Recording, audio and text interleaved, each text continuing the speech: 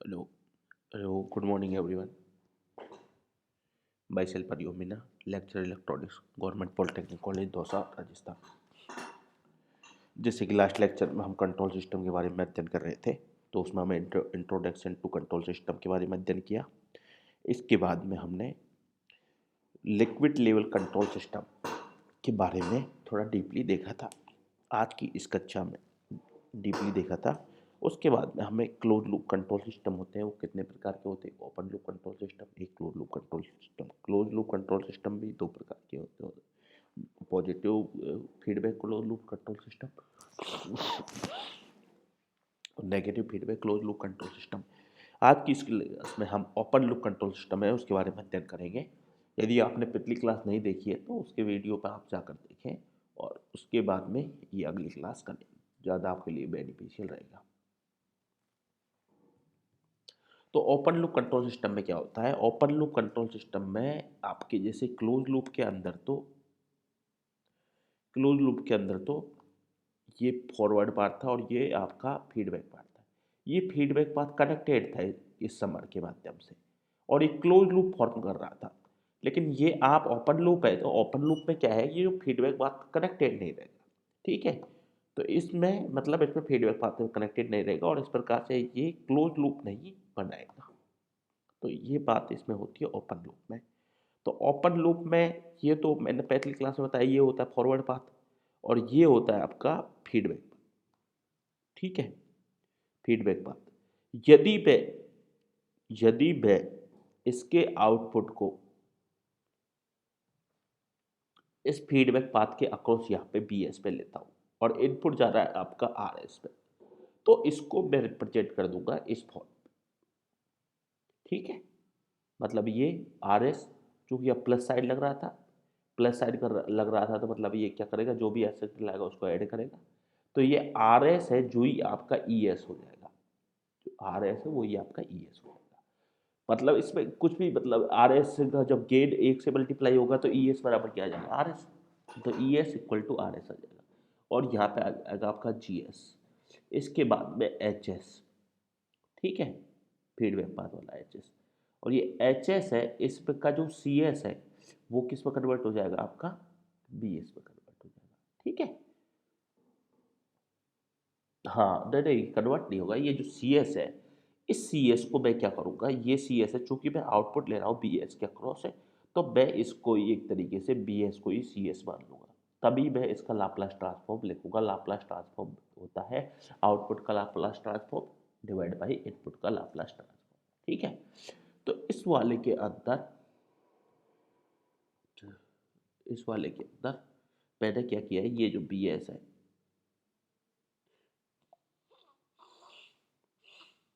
ये जो B S है, इस B S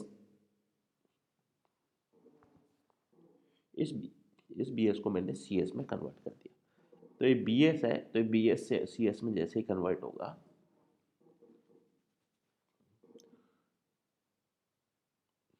b S C S में कन्वर्ट होगा। तो ठीक है, तो ये दोनों क्या करेंगे, ये दोनों जिनका गेन जी एस और एच एस है, ये दोनों मल्टीप्लाई होकर जी एस एच एस हो जाएगा। ठीक है, इस प्रकार से अपन मल्टीप्लाई करके देख लिया। हालांकि इनके जो मल्टीप्लीकेशन है उसका मैं प्रोसेस है उसको मैं आगे भी समझाऊंगा कि कैसे मल्टीप्लाई होते हैं, कब ये ऐड होते हैं, कैसे इनको जब जी एस एच एस लिखा जाता है, कब इनको G S plus H S लिखा जाता है, कब इनको G S minus H S लिखा जाता है। तो ये ई एस आ गया और ये आ गया ई एस को आर एस लिख देंगे अपन, क्योंकि input R S setup input है, और ये बी एस उसको सी एस लिख देंगे। तो इसका जो गेन है c s divide by r s वो आ जाएगा जी एस एच एस। ठीक है, ये सिंपल सी बात है, कोई बहुत बड़ी बात नहीं है इसमें। ठीक है, अब इसकी थ्योरी एक बार पढ़ लेते हैं कि in this configuration the feedback और मेजरमेंट इज डिस्कनेक्टेड। मतलब फीडबैक और उसके द्वारा जो मेजर की गई चीज़ है उसको हम डिस्कनेक्टेड कर देते हैं, किसमें से, फॉरवर्ड पाथ में से। और controller as it is a conditional control system, that is conditional control system. इसका और ये एक कंडीशनल कंट्रोल सिस्टम बन जाता है, जिसका मतलब ये है कि it is formulated after the condition the system is not subjected to any disturbance. और ये तभी काम करता है जब आपका जो सब्जेक्ट है, मतलब जो फॉरवर्ड है, वो उस कंडीशन में हो कि वो उस पर किसी प्रकार का कोई डिस्टर्बेंस ना हो। Removal of feedback implies making the gain of feedback unity H S बराबर 1।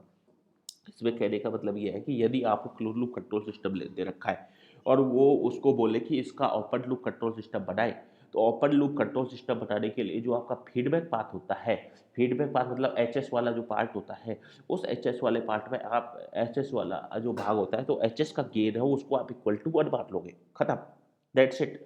तो because feedback is measurement has no major significant, इसका मतलब ये हुआ कि फीडबैक होता है वो कुछ ज़्यादा मेजर को सिग्निफिकेंट को मेजर नहीं कर रहा है। एच एस की वैल्यू हमने 1 कर ली, ये बस ये ध्यान रखिए। Performance headlines is not applicable to them as they are more stable than close loop system.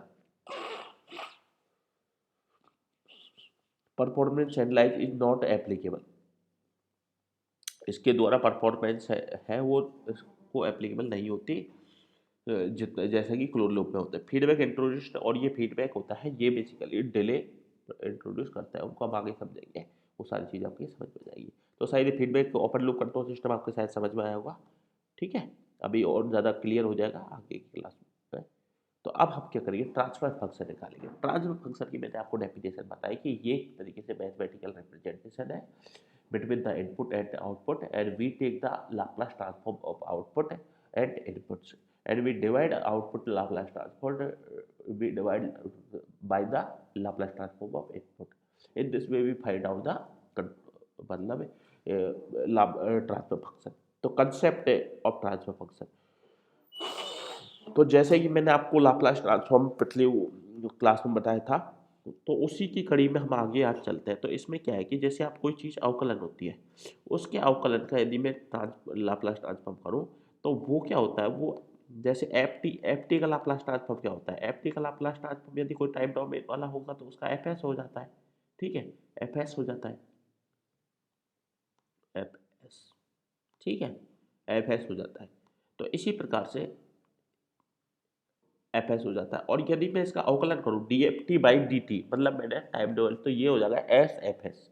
और यदि मैं इसको दोबारा यदि अवकलन करूँ तो ये एस से दोबारा मल्टीप्लाई हो जाएगा एस, मतलब जैसे D square F T divide by d T square, तो ये हो जाएगा एस स्क्वायर एफ एस। इसी प्रकार से D cube S D cube D T d T d T cube, मतलब यहाँ पे यदि डी की पावर 3 है और यहाँ पे भी 3 है और ये एफ टी है, तो ये एस क्यूब एफ एस हो जाएगा। इसका मतलब ये हुआ कि यदि मैं अवकलन कर रहा हूँ कोई टाइम डोमेन फंक्शन को एन बार, तो वो एन टाइम उसके मल्टीप्लीकेशन हो जाता है, एस की power n multiply by f s से हो जाता है, ठीक है। यहाँ तक शायद आपको समझ में आया होगा,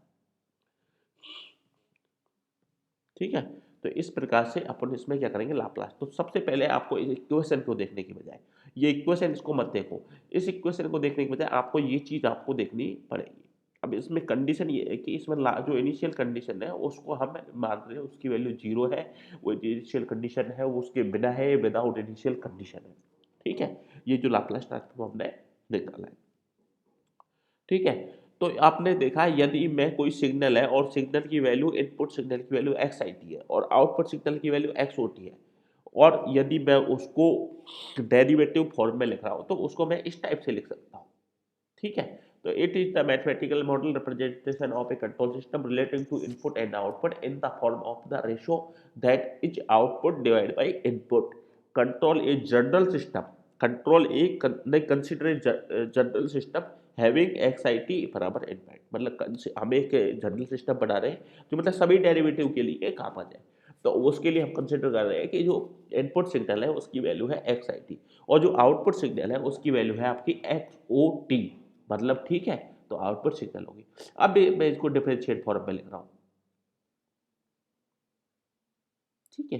तो अब मैं इसको डिफरेंशिएट फॉर्म में लिख रहा हूँ, तो इसको डिफरेंशिएट फॉर्म में मैं लिखूंगा तो इसकी वैल्यू आ जाएगी ए एन डी की पावर एन,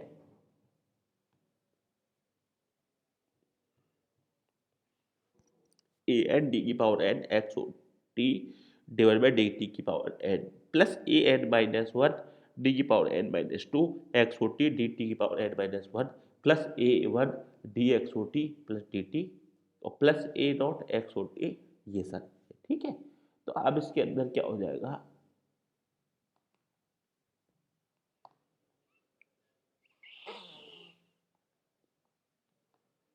अब इसके अंदर क्या हो जाएगा,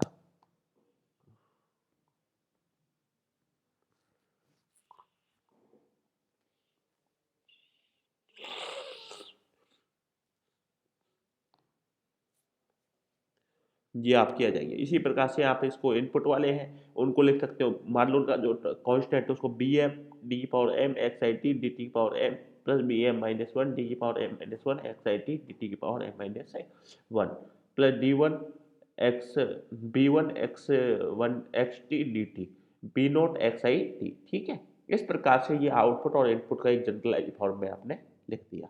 अब इसमें आप क्या करोगे, एक्स ओ टी जो टाइम डोमेन का सिग्नल है उसको आप एस डोमेन में करोगे तो उसको लिखोगे एक्स ओ एस और ए एन एस की power n plus a n minus one s की power n minus one plus dot dot dot a one s plus a naught. ठीक है, और ये एक्स ओ टी को x o s हो जाएगा। ठीक है, इसी प्रकार से x i s b m s की power m b m minus one s की power m minus one b one s plus b not S.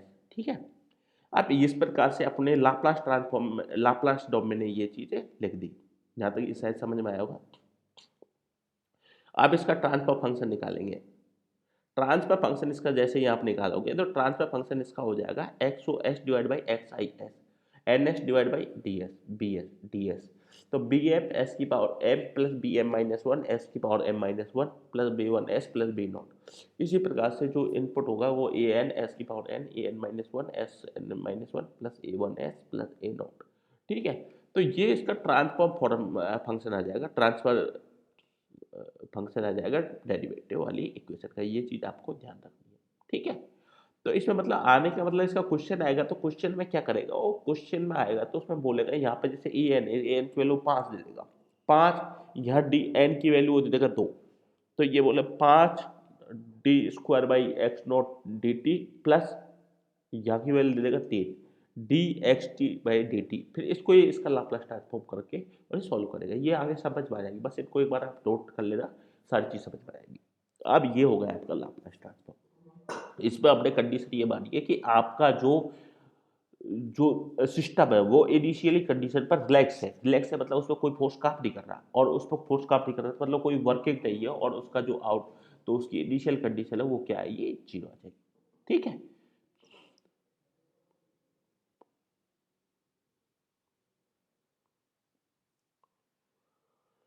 Zero आ जाएगी। अब इसमें क्या, यदि मैं ट्रांसफर फंक्शन को निकालूं x o s divide by x i s, तो इसको मैं लिख दूंगा k s plus z one s plus z two s plus. तो इसमें मैं यदि ऊपर वाली टर्म को यदि मैं लिखूं तो इसमें ऊपर की साइड से मतलब इसका जो डिनोमिनेटर होता है वो डिनोट करता है आपको जीरोज को, और न्यूमिनेटर होता है वो आपको डिनोट करता है इसके पोल को। तो k s plus z one s plus z two s plus p one s plus p two. ठीक है, के यहाँ पे क्या है, सिस्टम गेन है।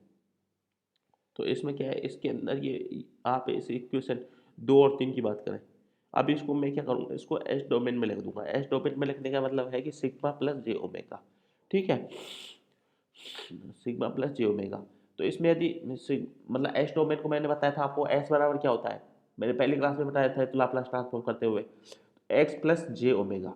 तो ये क्या हो रहा है कि एक्स प्लस जे ओमेगा में लिख रहा हूँ, तो ये जो एस जो डोमेन है वो कॉम्प्लेक्स फॉर्म में होता है, और इसमें जो रियल पार्ट होता है वो सिग्मा होता है, और जो इमेजनरी पार्ट होता है वो आपका जे ओमेगा होता है। तो इसमें जे ओमेगा जो है वो उसको हम वाई एक्सिस पे लेते हैं और सिग्मा को हम एक्स एक्सिस पे लेते हैं। तो इस प्रकार से जो ये एस डोमेन है वो आपकी इस प्रकार से बन जाती है। अब इसमें एक पोल और जीरो की बात अब आ गई।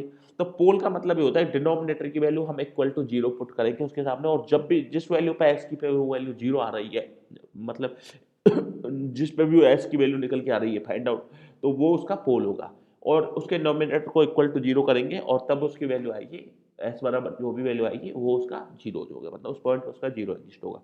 जीरो को रिप्रेजेंट करने के लिए आप जीरो से डिनोट करते हैं, और पोल को रिप्रेजेंट करने के लिए आप क्रॉस से डिनोट करते हो या एक्स से डिनोट करते हो। ठीक है, ये सारी बातें।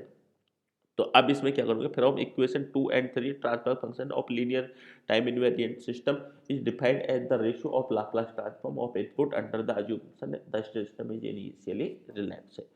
ठीक है, तो इसमें वो लगाया है कि इक्वेशन 2 है ट्रांसफर फंक्शन की और लीनियर टाइम इनवेरिएंट सिस्टम के, वो डिफाइंड उसका जो रेशियो आता है लाप्लास ट्रांसफॉर्म का वो तभी एप्लीकेबल है जब इनिशियल कंडीशन आपके फ्लैक्स हो। From the equation third, pole and zero transfer function are those complex or critical frequency which make the transfer function infinity और जीरो। ठीक है, तो इस प्रकार से ये आपका हो गया।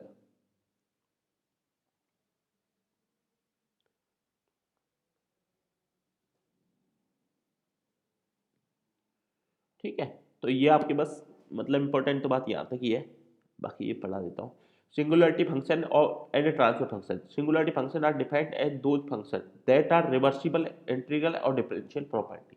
मतलब सिंगुलरिटी फंक्शन वो फंक्शन होते हैं जिनके पास में रिवर्सिबल, इंटीग्रेशन और डिफरेंशिएशन की प्रॉपर्टी होती है। The common example of this function relevant to the transfer function are standard time domain test signal.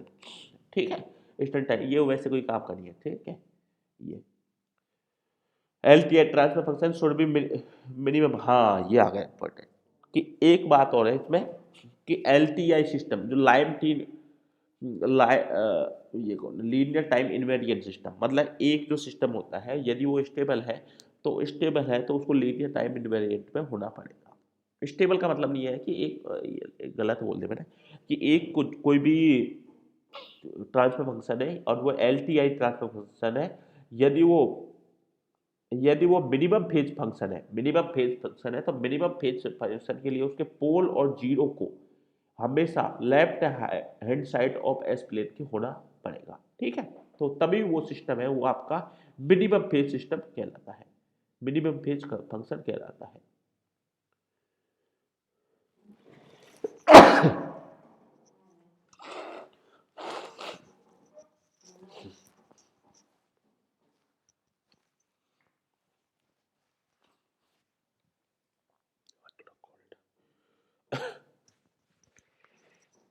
LTI transfer function है वो मिनिमम फेज सिस्टम जब होगा जब उसका पोल और जीरो आपके left hand LHS of s plane में लाई करेंगे, ठीक है। Transfer function having zeros in RHS of s plane are known to non minimum phase function which represent inherent non linearity in a system. और इसमें ये बताया कि यदि उसके पोल और जीरो राइट हैंड साइड में होंगे तो वो आपका non minimum phase linear non minimum phase function होगा, ठीक है। तो यहाँ पर अपना इतना आ गया, ठीक है। तो अगली क्लास में अपन इसके जो क्वेश्चंस है उनको एक बार देख लेंगे, शायद आपके समझ में आया होगा। सभी को बहुत बहुत धन्यवाद, थैंक यू। इसको एक बार पढ़े और पिछली क्वेश्चन को भी आप जरूर देखें, ठीक है।